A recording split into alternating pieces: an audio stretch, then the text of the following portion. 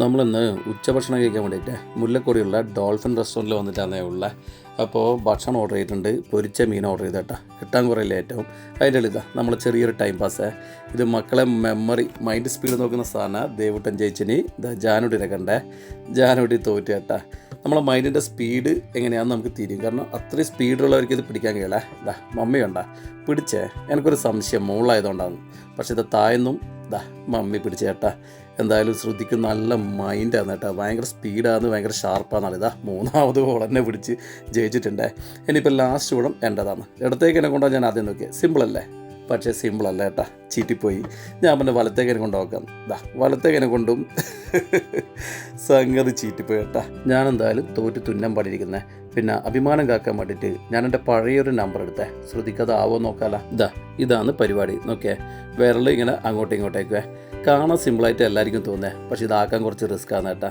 ഇതാ മമ്മി തുടങ്ങിയിട്ടുണ്ട്. ആവൂല. ഇനി ഇതാ അടുത്ത വേറെ സ്റ്റെപ്പേ. ഒരു മത്സരത്തിൽ ജയിച്ചത് രണ്ടാമത്തെ ഇതാ വിരലെല്ലാം കൂടി അങ്ങോട്ടും ഇങ്ങോട്ടാക്കണം. നോക്കിയേട്ടെ, ഇത് കുറച്ച് റിസ്ക് തന്നെയാണ് കേട്ടാ. ഏതായാലും മറ്റേ തോറ്റാലും ഇതിൽ ഞാൻ ജയിച്ചിന് കേട്ടാ. ഇതാ നോക്കിയാൽ ശ്രുതിൻ്റെ അഭ്യാസം കണ്ടേ. വീണ്ടും ആവൂല.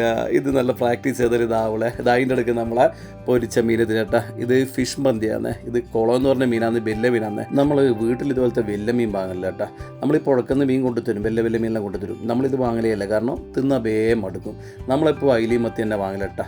പിന്നെ ഇവിടെ വന്നതല്ലേ, ഒരു വൈബിന് എപ്പെങ്കിലല്ലേ, അങ്ങനെ തിന്നുമ്പോൾ ഒരു ടേസ്റ്റ് ഉണ്ടാവും. അങ്ങനെ വാങ്ങിയതാണ് സാധനം. നമ്മൾ സാധാരണ വീട്ടിൽ നിന്ന് പൊരിച്ചിട്ടും കറിയാക്കിയിട്ടും പിന്നെ മുളിച്ചുണ്ടാക്കിയിട്ടില്ലാന്ന് മീൻ തിന്നല്ലേ. അപ്പോൾ ഇത് ഫിഷ് മന്തി എന്നാണ് പറഞ്ഞത്. എന്തായാലും അതൊരു രസമുണ്ട്. നോക്കിയേട്ടെ, ആ മന്തിൻ്റെ അപ്പുറം നല്ല കുഴച്ച് നല്ല അടിപൊളിയാണ് കേട്ടാ. എന്തായാലും നമ്മളെ ബിരിയാണീൻ്റെ ടേസ്റ്റ് ഒന്നുമില്ല. തിന്ന് കഴിയുമ്പോൾ ഏതാണ്ട് ഒരു മന്തിപ്പായനെ. ആ മന്തിപ്പ് മാറ്റാൻ വേണ്ടിയിട്ടാ മൊജിറ്റോ. ഇത് കുടിക്കുമ്പോഴത്തേക്ക് എന്തായി, ആ തിന്ന ആ ഒരു മന്ദത, ഇതിൻ്റെ ആ കൊഴുപ്പെല്ലാം കൊടുത്തൊരു വല്ലാത്തൊരു ടേസ്റ്റാണ്. അത്ര സുഖം പോരാ കേട്ടാ.